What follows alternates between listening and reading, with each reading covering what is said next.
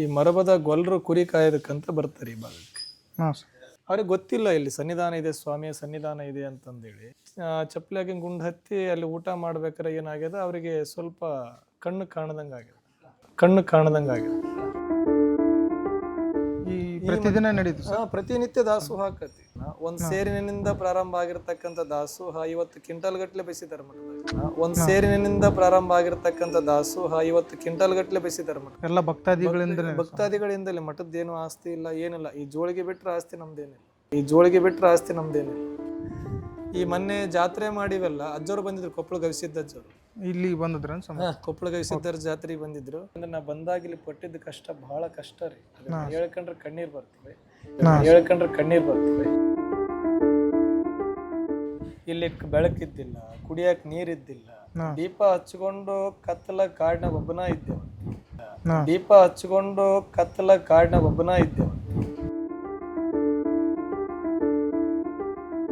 ಅವತ್ತೆಲ್ಲ ಊರಾಗ ನನ್ನ ನೋಡಿ ಹುಚ್ಚ ಅಂತಂದ್ರು.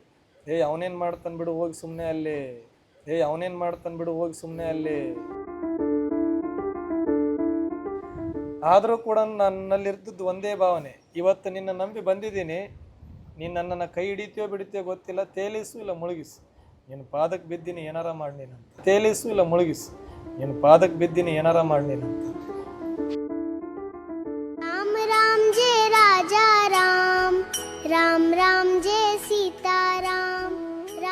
ಸ್ನೇಹಿತರೆ ನಮಸ್ಕಾರ. ಛಲ ಮಾಧ್ಯಮ ಯೂಟ್ಯೂಬ್ ಚಾನಲ್ಗೆ ಸ್ವಾಗತ. ನಾವು ಬಂದಿದ್ದೀವಿ, ನೀವೇನು ನೋಡ್ತಾ ಇದ್ದೀರಲ್ಲ, ಈ ಸ್ಥಳ ಬಂದ್ಬಿಟ್ಟು ಗರುಡಾದ್ರಿ ವೀರಾಂಜನೇಯ ಸ್ವಾಮಿ ದೇವಸ್ಥಾನ. ಇದು ಬಂದ್ಬಿಟ್ಟು ಕೂಡ್ಲಿಗಿ ತಾಲೂಕು ಹೈಗಳ ಮಲ್ಲಾಪುರದಲ್ಲಿ ನೆಲೆಸಿರ್ತಕ್ಕಂಥ ಗರುಡಾದ್ರಿ ವೀರಾಂಜನೇಯ ಸ್ವಾಮಿ ಟೆಂಪಲ್ಗೆ ಬಂದಿದ್ದೀವಿ ನಾವು. ಇದರ ಹಿನ್ನೆಲೆ ಇತಿಹಾಸದ ಕುರಿತು ನಾವು ತಿಳಿಯೋಣ. ಬನ್ನಿ ಫ್ರೆಂಡ್ಸ್, ಹೋಗೋಣ. ಅಲ್ಲಿ ಶ್ರೀ ಗುರುಕೇಸರಿ ಮಾರುತಿ ಸ್ವಾಮಿಗಳಾದಂಥ ಇದರ ಬಗ್ಗೆ ಮಾಹಿತಿಯನ್ನೆಲ್ಲ ನೀಡಲಿದ್ದಾರೆ. ಬನ್ನಿ, ಮಾರುತಿ ಸ್ವಾಮಿಗಳನ್ನು ನಮ್ಮ ಯೂಟ್ಯೂಬ್ ಚಾನಲ್ಗೆ ವೆಲ್ಕಮ್ ಮಾಡ್ತಾ. ಸ್ವಾಮಿಗಳೇ ನಮಸ್ಕಾರ. ಸ್ವಾಮಿ, ಇದರ ವೀರಾಂಜನೇಯ ಸ್ವಾಮಿ ಇದರ ಹಿನ್ನೆಲೆ ಬಗ್ಗೆ ಏನು ಹೇಳಕ್ಕೆ ಇಷ್ಟಪಡ್ತೀರಿ ಸ್ವಾಮಿ? ಅಂದರೆ ಹೇಳ್ತಾ ಹೋದರೆ ದಿನಗಳೇ ಸಾಲದಾತಂದು ಇದ್ರ ಹಿನ್ನೆಲೆಯನ್ನು. ಏನಂದರೆ ಸ್ವಲ್ಪ ವಿಚಾರದಲ್ಲಿ ಹೇಳ್ಬೇಕಂದ್ರೆ, ಇದು ಈಗ 400-500 ವರ್ಷದ ಹಿಂದಿನದು ಒಂದು ಉದ್ಭವ ಮೂರ್ತಿ.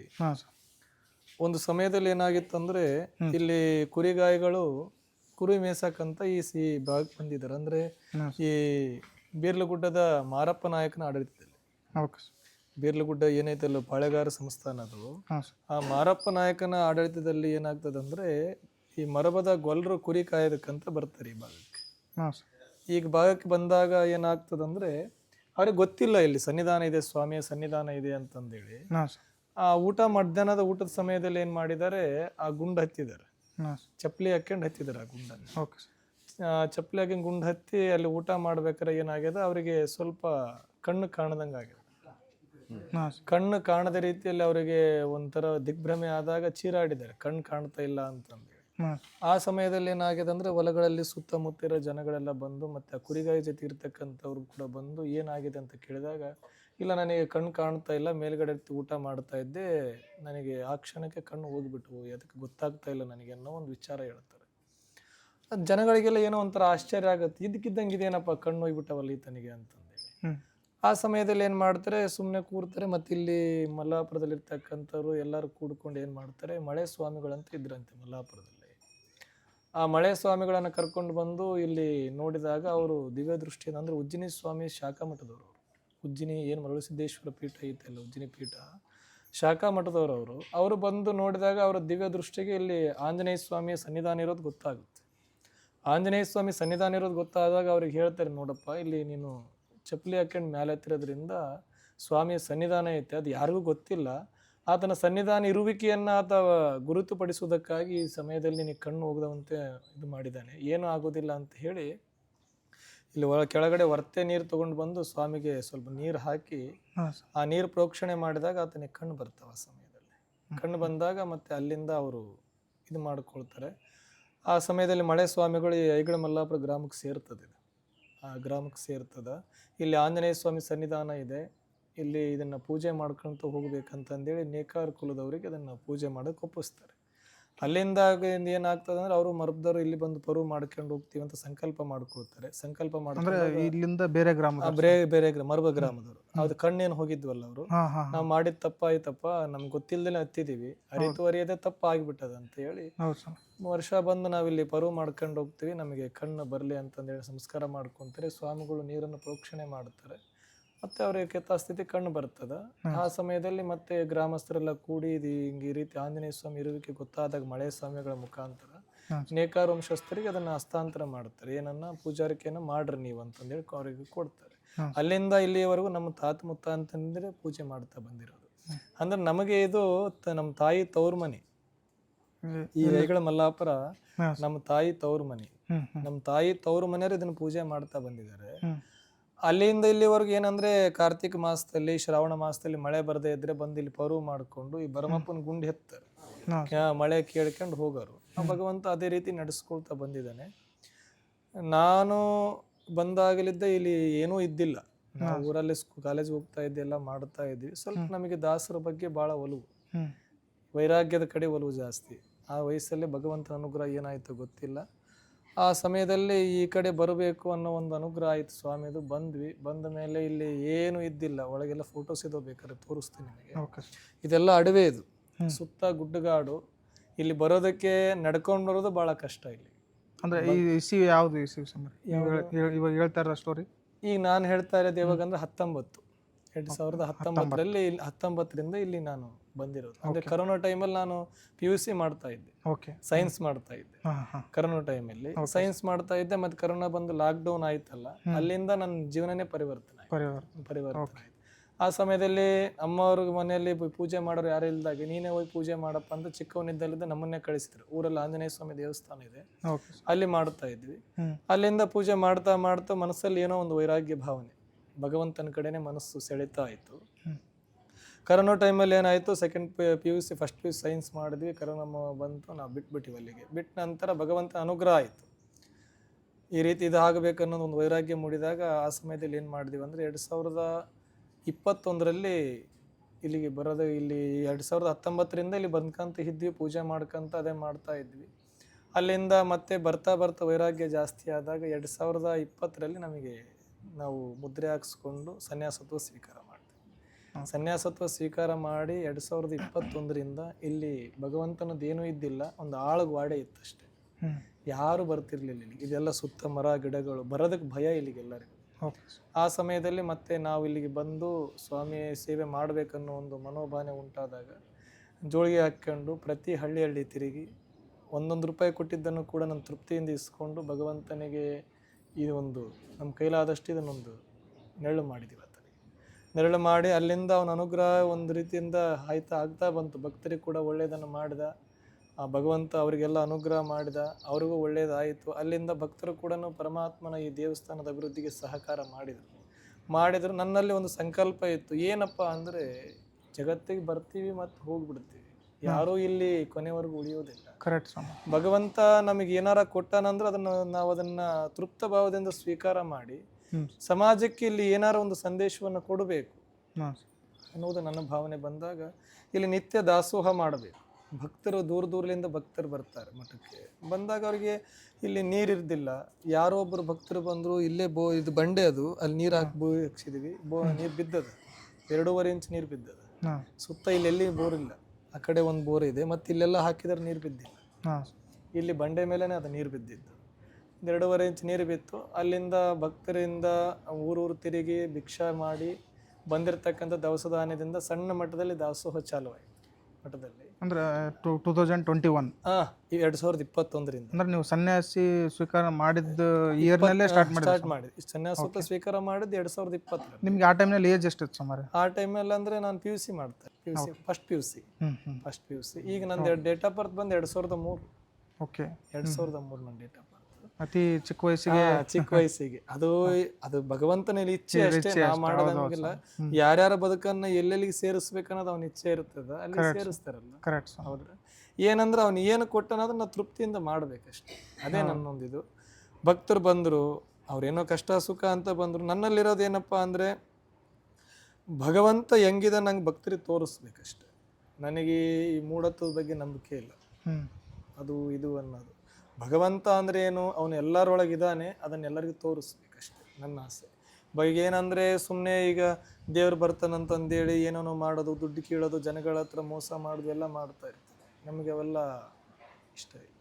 ಜನಗಳಿಗೆ ದೇವ್ರಂದ್ರೆ ಏನಂತ ತೋರಿಸ್ಬೇಕಷ್ಟೆ. ಅಂದರೆ ಆ ಭಗವಂತ ಎಲ್ಲರಲ್ಲಿ ಇದ್ದಾನೆ, ಅವರನ್ನು ಕಾಣ್ರಿ ನೀವು ಅಂತ ಹೇಳಬೇಕು. ಅದೇ ನನ್ನ ಒಂದು ಉದ್ದೇಶ. ಅದರಿಂದ ಭಗವಂತ ಇಲ್ಲಿ ಬಂದ್ವಿ, ನಂಬಿಕೆ ಇಟ್ಟರೆ ಏನೆಲ್ಲ ಆಗುತ್ತೆ ಅನ್ನೋದಕ್ಕೆ ಸಾಕ್ಷಿ ಈ ಮಠನೇ ಸಾಕ್ಷಿ. ಯಾಕಂದ್ರೆ ಇವತ್ತು ಇಲ್ಲಿ ಬಂದಾಗ ನೀವು ಇಷ್ಟು ಜನ ನೋಡ್ತಾ ಇದ್ದೀರಿ. ಶನಿವಾರ ಬಂತು ಅಂದರೆ 2,000-3,000 ಜನ ಬಂದರೂ ಕೂಡ ದಾಸೋಹ ಹಾಕತಿ ಸಣ್ಣ ಮಠದಲ್ಲಿ. ಈ ಪ್ರತಿದಿನ ನಡೀತು ಪ್ರತಿನಿತ್ಯ ದಾಸೋಹ ಹಾಕತಿ. ಭಗವಂತ ಪ್ರತಿನಿತ್ಯನೂ ಭಗವಂತ ನಡೆಸ್ತಾ ಇದ್ದಾನೆ. ಈ ಶನಿವಾರದವರೆಗಾಗಿ ಒಂದು 4,000 ಜನಕ್ಕಂತೂ ದಾಸೋಹ ಮಾಡ್ತೀವಿ ಮಠದಲ್ಲಿ. ಎಲ್ಲ ಭಕ್ತಾದಿಗಳಿಂದಲೇ. ಮಠದ್ದೇನು ಆಸ್ತಿ ಇಲ್ಲ, ಏನಿಲ್ಲ. ಈ ಜೋಳಿಗೆ ಬಿಟ್ಟರೆ ಆಸ್ತಿ ನಮ್ದೇನಿಲ್ಲ. ಜೋಳಿಗೆ ಬಿಟ್ಟರೆ ಆಸ್ತಿ ನಮ್ದೇನಿಲ್ಲ, ಅದಾ ಜೋಳಿಗೆ, ಅದಾ ಆಸ್ತಿ ನಮ್ಗೆ. ಈ ಮೊನ್ನೆ ಜಾತ್ರೆ ಮಾಡಿವಲ್ಲ, ಅಜ್ಜವ್ರು ಬಂದಿದ್ರು, ಕೊಪ್ಪಳ ಗವಿಸಿದ್ದ ಅಜ್ಜವರು ಇಲ್ಲಿ ಬಂದಿದ್ರ. ಕೊಪ್ಪಳ ಗವಿಸಿದ್ದರ ಜಾತ್ರೆಗೆ ಬಂದಿದ್ರು. ಜಾತ್ರೆ ಬಂದು ಬಹಳ ಅದ್ದೂರಿ ಜಾತ್ರೆ ಆಯ್ತ್ರಿ, ಅದ್ಭುತ ಜಾತ್ರೆ. ಜಾತ್ರೆಗೆ 1,00,000 ಮಂದಿ ಪ್ರಸಾದ ಮಾಡಿ. ಜಾತ್ರೆಯಾಗ 1,00,000 ಮಂದಿ ಪ್ರಸಾದ ಮಾಡಿವಿ.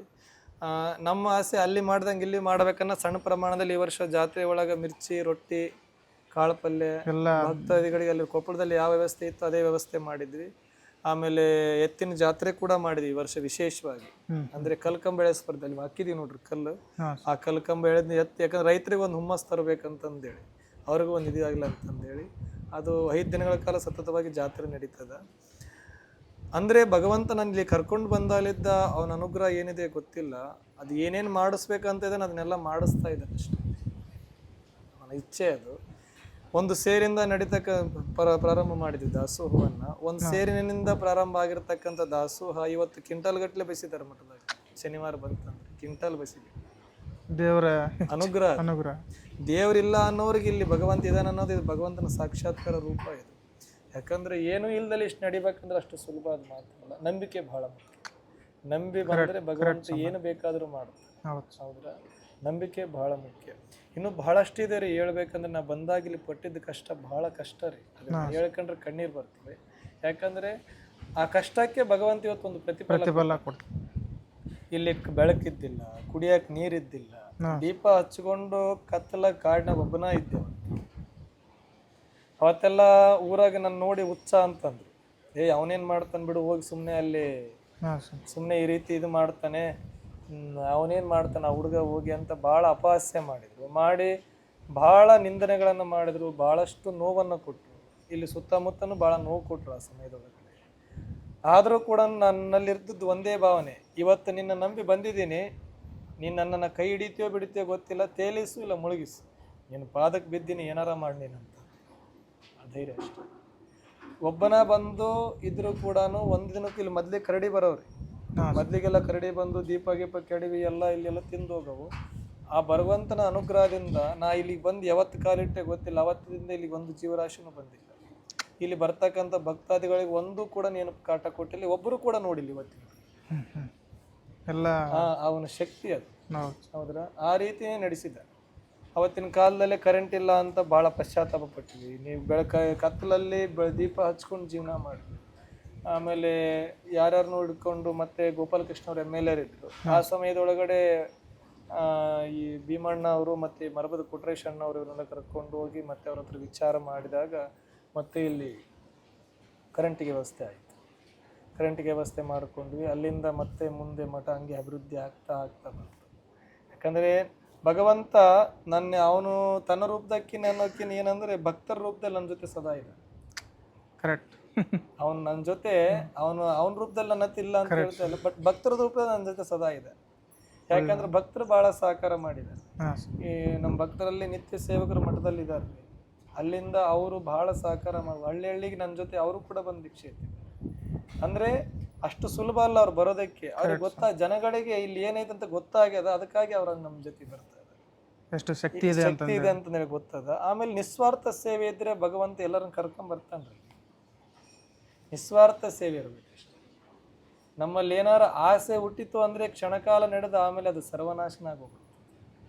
ನಿಸ್ವಾರ್ಥ ಸೇವೆ ಇರಬೇಕು. ನಂದು ಅನ್ನೋದು ನಮ್ಮಲ್ಲಿ ಬಂತು ಅಂದ್ರೆ ಏನು ಉಳಿಯೋದಿಲ್ಲ. ಏನು ಉಳಿಯೋದು, ಎಲ್ಲ ಹೋಗ್ಬಿಡ್ತದೆ. ನಿಸ್ವಾರ್ಥ ಸೇವೆಯಿಂದ ಭಗವಂತ ಇಷ್ಟೆಲ್ಲ ಮಾಡಿಸ್ಯಾನ. ಬಹಳ ಕಷ್ಟ ಕೊಟ್ಟ ಮೊದಲಿನ ಸಮಯದಲ್ಲಿ. ಭಗವಂತೇನು ಕೊಡ್ಲಿಲ್ಲ, ಸಮಾಜದಿಂದ ಬಹಳ ಎದುರಿಸಿದ್ವಿ. ಸಮಾಜದಿಂದನೇ ಆಗಿನ ಟೈಮಲ್ಲಿ ಅಂದ್ರೆ ಅವೆಲ್ಲ ಬರಬೇಕು ಮನುಷ್ಯನಿಗೆ. ಈಗ ಶಿಲೆ ಆಗಬೇಕಂದ್ರೆ ಉಳಿಪೆಟ್ಟು ತಿನ್ನಬೇಕು. ಮನುಷ್ಯ ಸಮರ್ಥವಾಗಿ ತಾನು ದಿಟ್ಟವಾಗಿರ್ತಕ್ಕಂಥ ಒಂದು ನಿಲುವನ್ನು ಪಡಿಬೇಕಂದ್ರೆ ಈ ಎಲ್ಲಾ ಸಮಸ್ಯೆಗಳನ್ನ ಎದುರಿಸಬೇಕು ಮನುಷ್ಯ. ನನ್ನ ಪ್ರಕಾರ ಅದನ್ನು ನಿಂದನೆಗಳು ಅನ್ನೋದಕ್ಕಿಂತ ಒಂದು ಅನುಭವ ಅದು. ಅಂದ್ರೆ ಅನುಭವವನ್ನು ತಗೊಂಡು ಮುಂದೆ ಹೋಗ್ಬೇಕು. ಸುಮ್ಮನೆ ನಮಗೆ ಹಿಂಗ ಆಯ್ತಲ್ಲ ಅಂತ ಕಣ್ಣೀರು ಹಾಕೋದಕ್ಕಿಂತ ಇಲ್ಲಿ ನಾವೇನಾರು ಒಂದು ಕಲಿತೀವಲ್ಲ ಅಂತ ಮುಂದೆ ಹೋದ್ರೆ ಏನಾರು ಮಾಡಕ್ ಸಾಧ್ಯ ಆಗ್ತೈತಿ. ಇಲ್ಲದ್ರೆ ಏನು ಮಾಡಕ್ ಸಾಧ್ಯ ಮಾಡಕ್ ಸಾಧ್ಯ. ನೋಡ್ರಿ, ಅಯ್ಯಮ್ಮನ ವಯಸ್ಸು ಎಷ್ಟೈತೆ? ಅಯ್ಯಮ್ಮ ಶಾರದಮ್ಮ ಅಂತ ಅಯ್ಯಮ್ಮನ ಜೊತೆಗೆ ಬಾಲಮ್ಮ ಅಂತ ಒಬ್ರು ಇದ್ದಾರೆ. ಕ್ವಿಂಟಾಲ್ ಅಕ್ಕಿ ಬಯಸಿದಾರ ನೋಡ್ರಿ ಈ ವಯಸ್ಸಿಗೆ. ಒಂದು ಕ್ವಿಂಟಾಲ್ ಅಕ್ಕಿ ಬಯಸಿದಾರ ಅಂದ್ರೆ ಅನ್ನದಾನ. ಅವ್ರು ಇವತ್ತಿಗೂ ₹1 ಇಸ್ಕೊಂಡಿಲ್ರಿ. ಈ ಅಮ್ಮ ಮತ್ತೆ ಬಾಲಮ್ಮ ಅಂತ ಐತ ಅಯ್ಯಮ್ಮ. ಮತ್ತೆ ಡೈಲಿ ಅಂಗನವಾಡಿಗೆ ಹೋಗುತ್ತೆ ಅಯ್ಯಮ್ಮ. ಅಂಗನವಾಡಿಗೆ ಹೋಗಿ ಮತ್ತೆ ಅಲ್ಲಿ ಅಂಗನವಾಡಿಯಲ್ಲಿ ಅಡಿಗೆ ಮಾಡಿಟ್ಟು ದಿನ 3 ಕಿಲೋಮೀಟರ್ ನಡ್ಕೊಂಡ್ ಬರ್ತಾಳೆ ಅಯ್ಯಮ್ಮ. ಮತ್ತೆ ಮರಬದಿಂದ ಇಲ್ಲಿ ದಿನ 3 ಕಿಲೋಮೀಟರ್ ನಡ್ಕೊಂಬಂದು ಮತ್ತೆ ಅಯ್ಯಮ್ಮನ ಕೈಲಾದಷ್ಟು ಸೇವೆ ಮಾಡ್ತಾಳೆ. ಇವತ್ತಿಗೂ ₹1 ಕೇಳಿ. ಸೇವೆ ನಿಸ್ವಾರ್ಥ. ಅದೇ ನಿಮಗೆ ಹೇಳಿದ್ನಲ್ಲ, ದೇವ್ರು ನನ್ನ ಜೊತೆ ಅವನ ರೂಪದಲ್ಲಿ ಇಲ್ಲದ್ರು ಕೂಡ ಇಂಥ ರೂಪದಲ್ಲಿ ನನ್ನ ಜೊತೆ ಸದಾ ಇದೆ. ಅಷ್ಟೇ ಸಾಕು, ಮತ್ತೇನು ಬೇಕಾಗಿಲ್ಲ. ಮತ್ತೆ ಇಲ್ಲಿ ರೇಣುಕಮ್ಮ ಅಂತ ಒಬ್ರು ಇದ್ರು. ಅವರು ಕೂಡ ಬಹಳ ಸೇವಕರು ಮಠದಲ್ಲಿ. ಸೇವೆ ಮಾಡಿ ಭಗವಂತ ಅವರಿಗೆ ಯಾವಾಗಿಂದ ಅಂದ್ರೆ ನನ್ನ ಜೊತೆ ಯಾರು ಇಲ್ಲ ಅಂದಾಗ ಆ ತಾಯಿ ನನ್ನ ಜೊತೆ ಬಂದು ಒಬ್ಬ ಯಾರೇ ಯಶಸ್ಸಿನಿಂದ ಒಂದು ಹೆಣ್ಣಿರ್ತದ ಅಂತ ಹೇಳ್ತಾರೆ. ಅಯ್ಯಮ್ಮ ಹಂಗೆ ಯಾವಾಗಲೂ ನನ್ನ ಜೊತೆ ನಿಂತಿದೆ. ನನ್ನ ಜೊತೆ ಕೂಡ ಬಂದು ಸೆರಗೊಡ್ಡಿ ಬೇಡಿಲ್ಲ ಅಯ್ಯಮ್ಮ ಮಠ ಕಟ್ಟಬೇಕು ಮಾಡ್ರಿ ಇದನ್ನೆಲ್ಲ. ಇವರೆಲ್ಲ ಬಂದವರೇ ಆ ಸಮಯದಲ್ಲಿ. ನನ್ನಿಲ್ಲಿಗೆ ನಾನೊಬ್ಬನೇ ಬಂದಾಗ ಕಣ್ಣೀರು ಹಾಕ್ತಾ ಹೋದ್ರಿ. ಇವ್ರು ನಮ್ಮಪ್ಪನ್ ಬಿಟ್ಟು ಒಬ್ಬರೇ ಹೋಗ್ತಾ ಇದೀವಿ ನಾವು. राम राम जय राजा राम, राम राम जय सीता राम।